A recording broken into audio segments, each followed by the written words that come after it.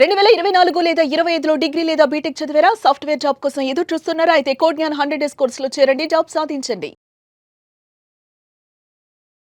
నమస్కారం సార్. నమస్తే అండి.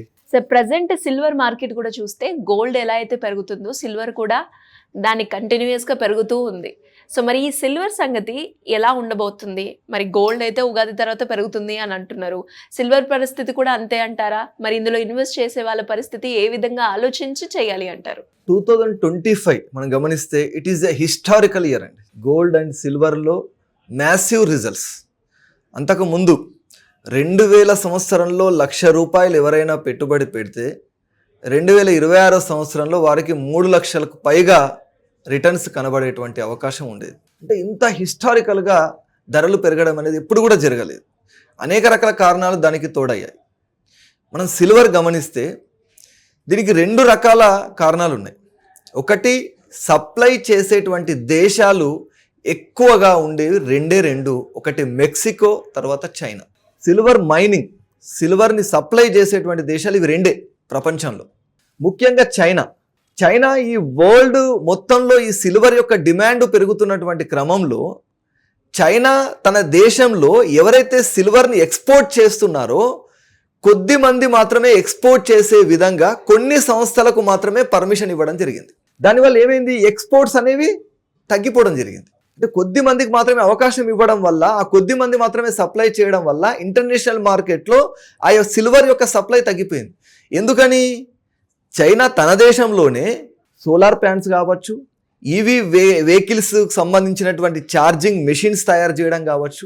అంటే ఎప్పుడైతే మనం సిల్వర్ మెటీరియల్ యాడ్ చేస్తామో తక్కువ సమయంలోనే ఎక్కువగా ఛార్జ్ అయ్యేటువంటి అవకాశం ఆ సిల్వర్కి ఆ గుణం ఉంది. కాబట్టి చైనా ఈ యొక్క మెటీరియల్స్ తయారు చేసేటువంటి ఆధిపత్యం ప్రపంచంలో నా దగ్గర మాత్రమే ఉండాలి, నేను మాత్రమే ఇలాంటి ప్రోడక్ట్స్ తయారు చేయాలి అనేటువంటి ఒక ఆధిపత్య ధోరణితో దాని యొక్క సప్లైని తన కంట్రోల్లో ఉంచుకోవడానికి ప్రయత్నం చేస్తుంది. ఎందుకంటే ఆ ప్రోడక్ట్స్కి డిమాండ్ పెరిగినప్పుడు చైనాను మాత్రమే సంప్రదిస్తారు అనేది చైనా యొక్క ఉద్దేశం. దీనికి అనుగుణంగా ఎక్స్పోర్ట్స్ ఎప్పుడైతే కంట్రోల్ చేస్తుందో, కొరత ఎప్పుడైతే ఉంటుందో ఆటోమేటిక్గా మనకు డిమాండ్ ఎక్కువగా ఉన్నప్పుడు రేటు కూడా పెరగడం అనేది జరుగుతుంది. ఇప్పుడు భారతదేశం ఇంపోర్ట్స్ చేసుకోవాలి అనుకున్నట్లయితే సప్లై తక్కువ ఉంది కాబట్టి ఆటోమేటిక్గా సిల్వర్ రేట్ అనేది ఈరోజు పెరుగుతుంది. 100% రాబోయే రోజుల్లో మనకు ఇండస్ట్రియల్ పరంగా ఖచ్చితంగా దాని యొక్క యూసేజ్ అనేది పెరుగుతూ ఉంది కాబట్టి సిల్వర్ యొక్క రేటు కూడా భవిష్యత్తులో పెరిగేటువంటి అవకాశం ఉంది. కానీ ఇంటర్నేషనల్గా ఉండేటువంటి జియో పొలిటికల్ యొక్క ప్రభావం దీనిపైన చాలా తక్కువగా ఉంటుంది.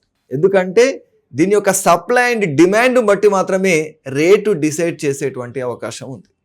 ఎందుకంటే సోలార్ ప్యానెల్ డిమాండ్ కావచ్చు, ఈవీ వెహికల్స్ యొక్క డిమాండ్ కావచ్చు, గత 2-3 సంవత్సరాల్లో దీని యొక్క యూసేజ్ సిల్వర్ ఈ యొక్క సెక్టార్స్లో పెరగడం వల్ల మాత్రమే సిల్వర్ యొక్క ప్రాధాన్యత అనేది మనకు కనిపిస్తుంది.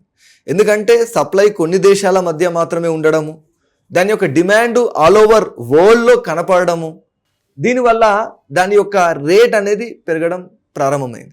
ఈ ర్యాలీ అనేది కొనసాగుతుంది. ఎందుకంటే ఇప్పుడున్నటువంటి ఏ సెక్టార్ కూడా డిమాండ్ తగ్గేటువంటి సెక్టార్ కాదు, సప్లై పెరగడానికి అవకాశము లేదు. కాబట్టి ఖచ్చితంగా సిల్వర్ ఎవరైతే ఇన్వెస్ట్మెంట్ చేస్తున్నారో వాళ్ళు, కానీ అప్పు చేసి ఇన్వెస్ట్మెంట్ చేయడం అనేది చాలా తప్పు. మనం ఒక న్యూస్ పేపర్లో ఒక ఆర్టికల్ వచ్చింది, 10 లక్షల రూపాయలు ఒక వ్యక్తి అప్పు తీసుకొని వచ్చి ఇన్వెస్ట్మెంట్ చేశాడు. ఎప్పుడు? అరౌండ్ 3,50,000 దగ్గర ఇన్వెస్ట్మెంట్ చేశాడు. ఏమైంది? 4 lakhs వరకు వెళ్ళింది. కానీ మళ్ళీ అది 2,30,000, 2,40,000 వరకు కూడా రావడం అనేది జరిగింది. 2,90,000, 3 lakhs, మళ్ళీ 2,50,000, ఇలా డిఫరెంట్ రేట్స్ అనేది గత 15 daysగా మనం చూస్తున్నాం. అంటే చాలా ఎక్కువ మొత్తంలో నష్టపోవడం జరిగింది అతను. కాబట్టి ఇలా అప్పు చేసి ఇన్వెస్ట్మెంట్ చేయడం అనేది చాలా తప్పు. మన యొక్క ఇన్వెస్ట్మెంట్ క్రైటీరియా ఎలా ఉండాలి? ఫ్యూచర్ యొక్క నీడ్స్కి అనుగుణంగా ఉండాలి. మనం పోర్ట్ఫోలియోలో చెప్తున్నాం చాలాసార్లు, 15 to 20% మాత్రమే మనం గోల్డ్ అండ్ సిల్వర్లో ఇన్వెస్ట్మెంట్ అనేది చేయాలి. ఇప్పుడు ఈరోజు చాలా కంపెనీస్, మనకు నిపాన్ సిల్వర్ ETF కావచ్చు, అదేవిధంగా ICICI ప్రుడెన్షియల్ సిల్వర్ ETF కావచ్చు, ఇవి మంచి రిజల్ట్స్ కనిపిస్తున్నాయి. కాబట్టి అట్లీస్ట్ వాళ్ళ యొక్క ఇన్కంలో, ఫర్ ఎగ్జాంపుల్ ఒక 30,000 శాలరీ ఉన్నటువంటి వ్యక్తులు ప్రతి మంత్ కూడా అట్లీస్ట్ ఒక 6,000 to 8,000 రూపీస్ ఈ ETFస్లో పెట్టుబడి పెట్టడం వల్ల లాంగ్ టర్మ్లో మనకు మంచి బెనిఫిట్స్ అనేవి కనిపిస్తాయి. ఎందుకంటే ఇక్కడ 2 రకాల బెనిఫిట్స్ అండి. ఒకటి ఆటో డెబిట్ సిస్టమ్. మనం మన వంతుగా డైరెక్ట్గా డిపాజిట్ చేసి సేవ్ చేయాలి అంటే అది కుదరని పని, అలా ఎప్పుడు కూడా కాదు. ఎందుకంటే మనిషి యొక్క మెంటాలిటీ అలా ఉంటుంది.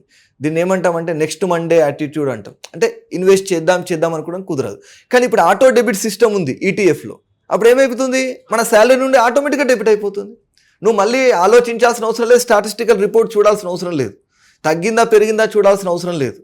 ఎందుకంటే లాంగ్ టర్మ్లో తగ్గినప్పుడు కొంటుంది, పెరిగినప్పుడు కొంటుంది, మార్కెట్ హెచ్చు తగ్గులప్పుడు కూడా మనకు ఇన్వెస్ట్మెంట్ అనేది బిల్డ్ అవుతూనే ఉంటుంది. అది మన కాంపౌండ్ రూపంలో ఎక్కువ మొత్తంలో కార్పస్ తయారవ్వడం అనేది జరుగుతుంది. కాబట్టి ఒక 6,000 to 8,000 రూపీస్ మనం ఆటో డెబిట్ సిస్టంలో పెట్టుకుంటాం కాబట్టి మనకు భవిష్యత్తులో కాంపౌండ్ రూపంలో మంచి రిజల్ట్స్ రావడానికి అవకాశం ఉంటుంది. ఇంకా ఎవరికైనా కూడా మీరు అన్నట్టుగానే సిల్వర్ పరంగా కావచ్చు, గోల్డ్ పరంగా కావచ్చు, రకరకాల ఇన్వెస్ట్మెంట్ మార్గాలు అయితే ఉన్నాయి సార్. సో వాటి గురించి వాళ్ళకి ఇన్ఫర్మేషన్ కావాలి అంటే ఎలా మిమ్మల్ని అప్రోచ్ అయ్యే ఛాన్స్ ఉందంటారు? Gold, silver and other investment portfolio అంతా కూడా పర్సనలైజ్డ్గా ఉండాలి. అంటే వాళ్ళ యొక్క శాలరీ, వాళ్ళ యొక్క ఏజ్కి అనుగుణంగా మనం ప్లాన్ చేయాలి.